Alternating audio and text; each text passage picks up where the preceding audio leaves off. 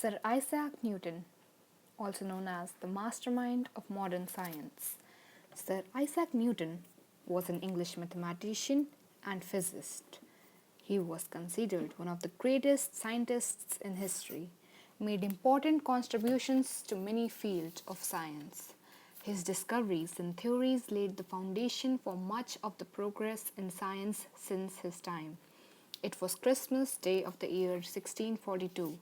On this day, at a small village called Woolsthorpe in Lincolnshire in England, a child was born who would become one of the masterminds of his science. Interestingly, it was the same year when another mastermind, Galileo, passed away. The child's father, an ordinary farmer, had died 3 months before the baby's birth. Hannah Newton, its mother, only 35 years at the time, married a kind and elderly clergyman called Barnabas Smith soon after the birth of the child, who was christened Isaac. Reverend Barnabas Smith lived in the nearby village of North Witham. Hannah left Isaac in her mother's care and moved to North Witham to live with her second husband. From her new home, it was only a mile to Woolsthorpe, and Hannah visited her son and mother very often. Thus, Isaac grew up under the loving care of his grandmother and Uncle George, Hannah's brother. Hannah's older brother was also a clergyman called Reverend William Ascuff, and he took keen interest in Isaac's education. Isaac attended a small one-room village school until he was 11. At the age of 12, he was sent to the King's School in Grantham, the nearest town, at the initiative of his uncle, the Reverend Ascuff. But Grantham was 7 miles away from Woolsthorpe, not a small distance in those days, when motor vehicles did not exist. Fortunately, Isaac's mother had an old childhood friend, Mrs. Clark, living there. Mrs. Clark's husband was running an apothecary medical shop at Grantham, so it was arranged that Isaac should stay with the Clark family.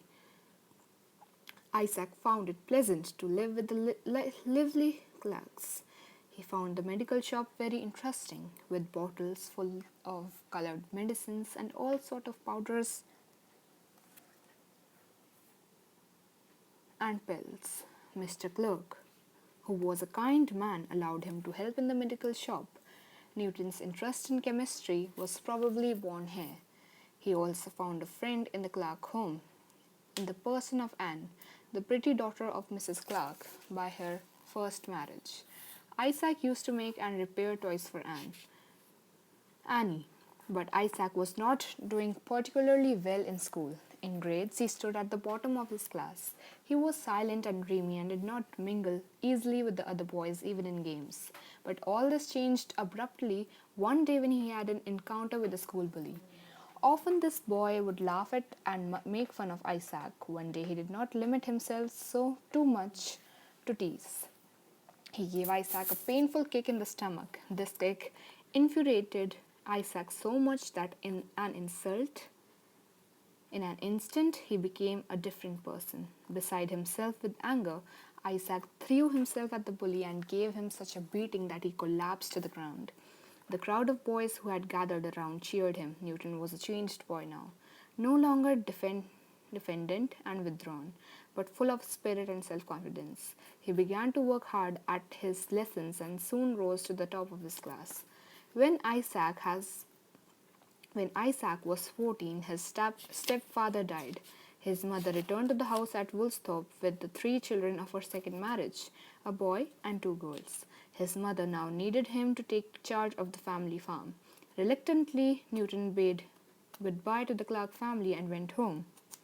It didn't take much time for Hannah Smith to be disappointed with her son. As a farmer, he was utter failure. The mother kept on hoping that in time her son would become interested in farming. After 2 years, she finally realized that it was impossible to make a farmer out of the boy.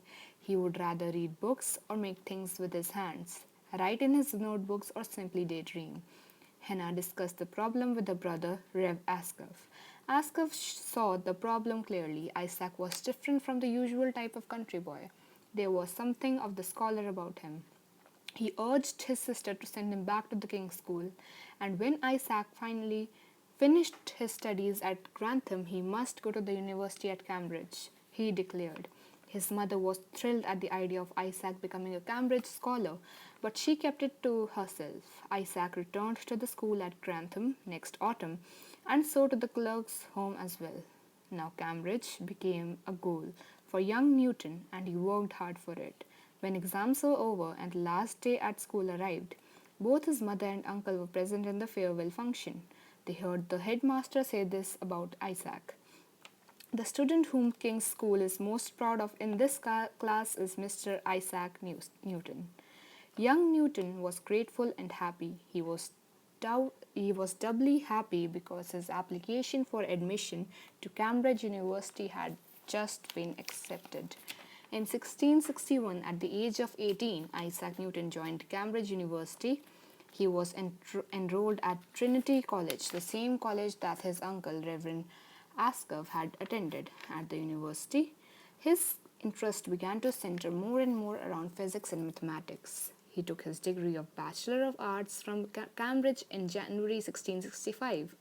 In the same year, he discovered that what is now known as the binomial theorem, the principles of integral calculus, and the method of calculating the area of curves. In 1666, the Great Plague, which became a part of British history, was raging in London, and Cambridge remained closed. Everyone in the university, including Newton, went home. It was in this year, while Newton was sitting in the garden surrounding his house at Woolsthorpe, when he saw the apple fall from a tree, which triggered off the thoughts that led him to the greatest and most famous of all his discoveries, the law of universal gravitation. Newton returned to Cambridge the next year. For a few years, he devoted himself to investigations into the nature of light and the construction of telescopes. In 1668, he made his first reflecting telescope, and with this was able to see the satellites of Jupiter. In the next year, he was elected to the post of Professor of Mathematics at Trinity College in 1672. He was elected to the Royal Society. England bestowed many honours upon him. He was elected to the Parliament. Later, he was also appointed Master of the Mint. In 1703, he was elected President of the Royal Society and was re-elected every year after that for 25 years. In 1702, he was knighted by Queen Anne and became Sir Isaac Newton. The French Academy of Sciences also honoured him by making him an associate member. His masterpiece, Principia Mathematica, Mathematical Principles of Natural Philosophy, was published in July 1687. It has been hailed as the greatest single product of one human mind. Early in 1727, Newton fell seriously ill. His health had been failing for some time, and he died in Kensington on March 20, 1727. He was buried in Westminster Abbey on March 28, where a monument was erected in 1731. Milestones in Newton's life. Isaac Newton is known as the father of the law of universal gravitation. He received his BA in 1665 from Trinity College, Cambridge. He invented the reflecting telescope in 1668. He was elected Fellow of the Royal Society in 1672. One of the most important and influential work on physics of all times, the Principia, was published in 1687. He was elected Member of Parliament for the University of Cambridge in 1689. He became the Warden of the Royal Mint in 1696 and later got promoted to Masters of the Mint in 1699, a post which he retained for 28 years. He became the President of Royal Society of London in 1703, being annually re-elected for the rest of his life. His second significant work, Optics, were published in 1704. He was the first scientist to be honoured as knight by Queen Anne in 1702. Squirt power. Firefighters are experienced at fighting big blazes. Most blazes are sprayed with powerful jet of water. It may took it may take two firefighters to control each hose. The force of the water as it pushes towards causes a strong backward force on the hose. This is so much squirt power in the hose that the water can reach a fire as far as 30 meters away. Squirt power is an example of an important scientific law established by Isaac Newton. Newton found that when a force pushes something one way, an equal force pushes back. Newton called these two forces action and reaction. This was the story of Sir Isaac Newton contained in A Gallery of Scientists by P.Gopalkrishnan. Hope you liked this story, the video. Please like and subscribe if you did.